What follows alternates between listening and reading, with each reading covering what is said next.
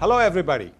Welcome to the Royal Stag Barrel Select Perfect Strokes, a show that takes us through the careers of those who have inspired us, who have thrilled us, and those who will shortly be representing India in the Olympics.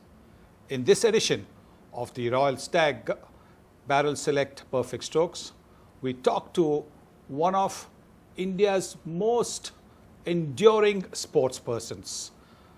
Somebody who, when he steps on the court, you can see, not just when he's representing India, but even when he's playing on his own, you can virtually feel the Indian flag is draped around his shoulders as he goes out and gives it his very, very best.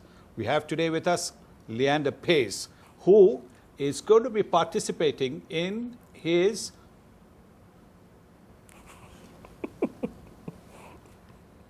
seventh Olympics in Rio next month. Thank you. Welcome, Lee. As you can see, enthusiastic audience here. They're all waiting to ask you questions.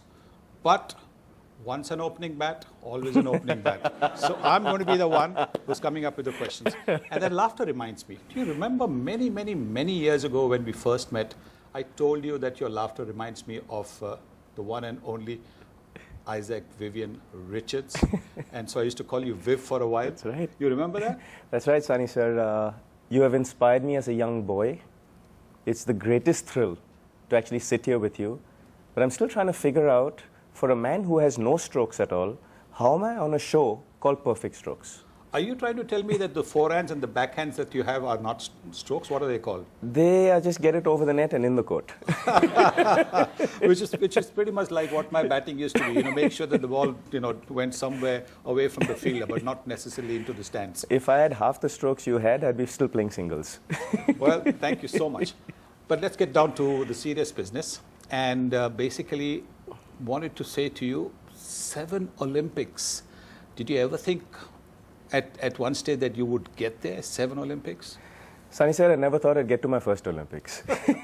I grew up in a household where playing for the flag was what we do.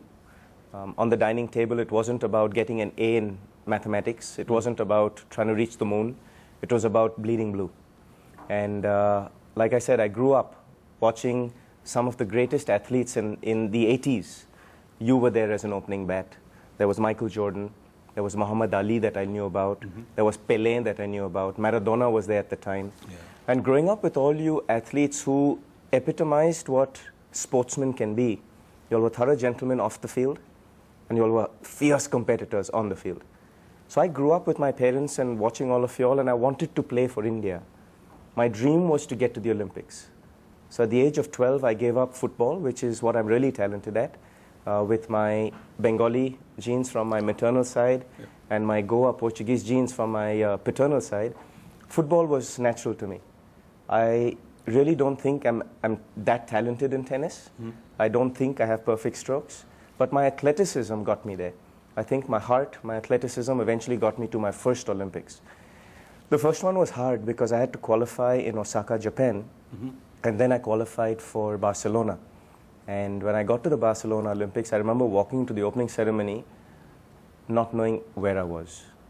It was so euphoric, it was so amazing that I walked into this opening stadium, and I just kept on looking around, and the whole contingent walked past me.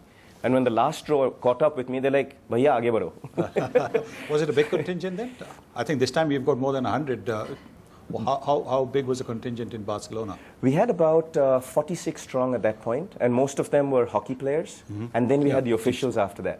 So the athletes were about 46. Our contingent was close to about 100 deep.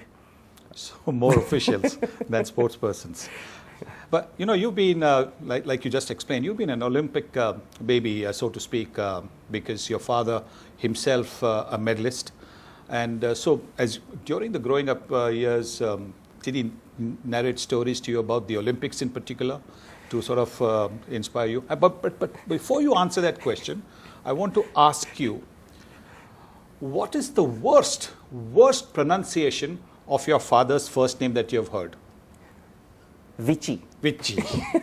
Because, you know, it has confused so many people. I know he's in the audience here today. I know it's confused. I've heard so many, you know, pronunciations of his name, but Vichy is the worst that you've heard. Vichy Paes. Vichy Paes. And I've taken many a train ride. Yeah. You know, when you come up to the train bogie and you look for your name, and my name was spelled Lander, Manje Lander.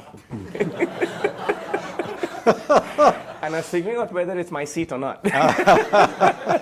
Yeah, but those were the days, of course, you traveled by train. It's now that, you know, I mean, thankfully you travel by air. I But still love traveling by train. I think that road travel, train travel, we've got such a beautiful country. Yes. That traveling by train, you get to see the scenic views. Even when we're in Europe now, the Eurostar between London and Paris is the way to go. Yeah. Travel nowadays is quite dangerous. It becomes troublesome in our jobs, the way we have to travel continuously as, you know, spokespersons for the game, as, you know, great commentators or athletes. Travel becomes so much. So for me, it's been a phenomenal journey over the years. But going back to when I was a kid, my dad talked about how in Munich, when the games were shut down for 4 days, the German army actually came into the village and removed all the television sets from each and every athlete's room, removed the newspapers. For 4 days, the newspapers were shut down from every single athlete's room. No one from outside the Olympic village were allowed in, and no athlete from inside the village was allowed out. And out of adversity, good things happen. Well, I guess my parents had nothing else better to do, because I was conceived during those 4 days. I was born in June '73, and kind of an Olympic baby. Yes. But that's why we call you an Olympic baby. I use the word so to speak. Now you confirmed it. I figured it's a family show, so I was going to leave it at that. Yes.